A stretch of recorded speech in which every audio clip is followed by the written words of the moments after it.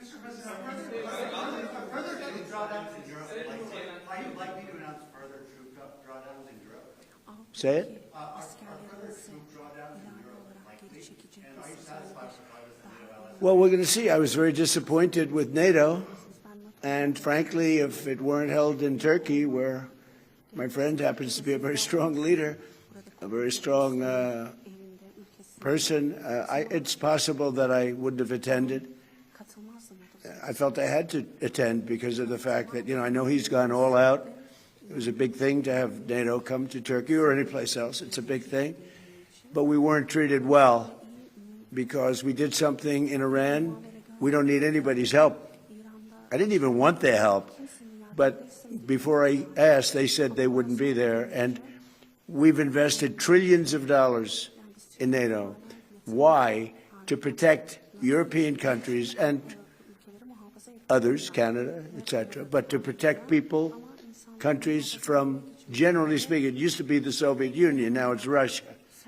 And I say that's fine, but you would think that they'd be very willing to do something to help us, and they really weren't. In the case of the United Kingdom, the Prime Minister, I guess he's no longer there, maybe because of this. It was a very unpopular thing he did. He said, no, we'll help after the war is over.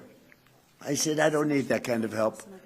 We didn't need any help at all. And in a way, I was testing people. I was testing to see whether or not they'd be there, because I've long said that we helped them, but I'm not sure that they'd be there for us. And Italy turned us down, and Germany turned us down, and France turned us down. And it's okay. But, why are we spending hundreds of billions of dollars and they're not there for us? We've always been there for them.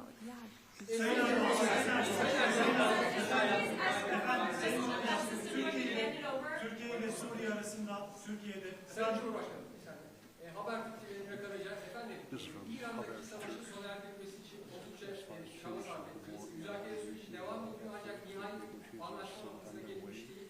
Bundan sonraki süreçte Türkiye nasıl adımlar atacak? İran ve ABD arasındaki müzakere sürecinin olumlu bir şekilde neticelenmesi için. Bu süreçte yine aynı şekilde bizler İran-Amerika ilişkilerini nasıl bir düzleme kavuştururuz? Onun gayreti içerisindeyiz. Elimizden geleni yapmak suretiyle dünya barışına bir adım atalım diye gerek şahsım, gerek arkadaşlarım hep birlikte çalışacağız. Sormak isterim ben sizlere. 80 bine yakın insan hayatını kaybetti Gazze'de. Çok büyük bir yıkım var. Ateşkes sağlandı ama yer yer ihlaller devam ediyor. Ateşkes ihlallerinin önlenmesi için, insani yardımların Gazze'ye girebilmesi için, ayrıca Gazze'nin yeniden inşa edilebilmesi için önümüzdeki süreçte ortak atabileceğiniz adımları değerlendirecek misiniz muhatabınızla? Müsaade buyururlarsa kendisinin de bu konudaki fikirlerini almak isteriz. Teşekkür ederim. Özellikle Gazze konusunda tabii değerli dostumla bunları da konuşarak özellikle bu bölgedeki barışı sağlama için bu liderler zirvesini çok önemsiyoruz ve bu liderler zirvesinden aynı şekilde bir kararın çıkmasını da hayra yorumluyoruz ve bunun olabileceğine de ben ihtimal veriyorum. Efendim, Türkiye-ABD ilişkilerinin geliştiği bir dönemi gözlemliyoruz. 2025 yılında, geçen yıl Amerika Birleşik Devletleri'ne yaptığımız ziyarette önemli ticari anlaşmalar da imzalandı. Suriye konusunda Türkiye'nin önemli bir aktör olduğunu söylemişti Sayın ABD Başkanı. Şimdi yeni dönemde gelmeden önce de Sayın Trump bir sürprizle geliyor ifadesini kullandı. F-35'i Kaan savaş uçaklarının motorlarını konuştu. Acaba gündeme gelebilir mi şeklinde. Siz bu sürprizin ne olduğunu düşünüyorsunuz? Türkiye bugünkü görüşmelerden sonra istediğini alabilecek mi? Teşekkür ederim. Tabii F-35 konusu biliyorsunuz bizim için yeni bir konu değil. Ve bunu bizler Amerika ile daha önce de görüştük. Ve biz 5 uçağı da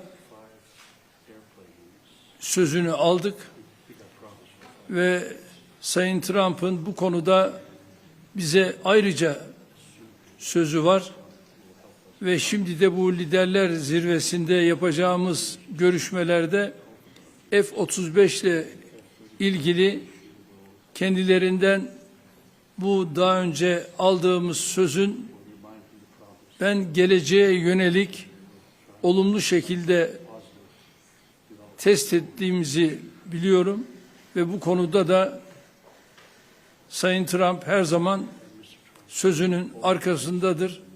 Burada yine inşallah F-35 konusunda bu liderler zirvesinden hayırlı bir karar çıkacağına inanıyorum.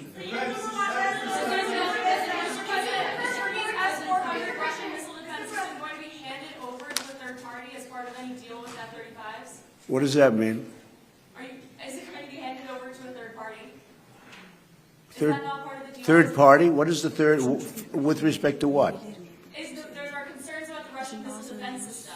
Do you have those concerns about the system? Are they? I have no concerns at all about anything. I mean, he's a leader of a country that he's made a much better country, much more powerful country. And you see it. I mean, it's beautiful. You get off, the roads are beautiful. It's an amazing thing.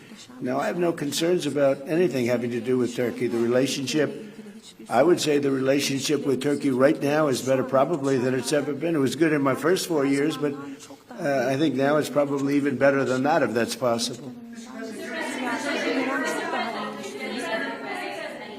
President, so U.S. military and Turkish military constitute a really strong and large military base for NATO. Are we expecting further defense cooperation?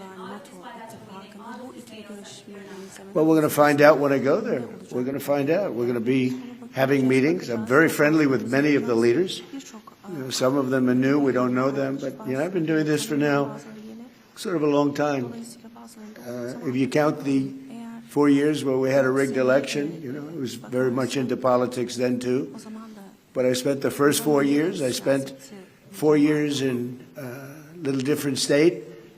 And then we've had an amazing, probably the best year maybe ever had by an American president. When you look at the economy, we have the greatest economy we've ever had. We have $19 trillion, $19.2 trillion to be exact, being invested in the United States. That's 7 or 8 times more than it's ever had. It's a world record, not just a U.S. record. And I just read where, in fact, coming over, I was in the car with those beautiful horses, those great riders, those great soldiers, and it came over the wires that Toyota is moving out of Mexico into the United States and building one of the biggest truck and car plants ever built. It's amazing. That's what tariffs do, if properly used. And so we've never had a more exceptional economy or potential economy. There's never been anything like it. Under the last administration, they did much less than $1 trillion of investment coming in.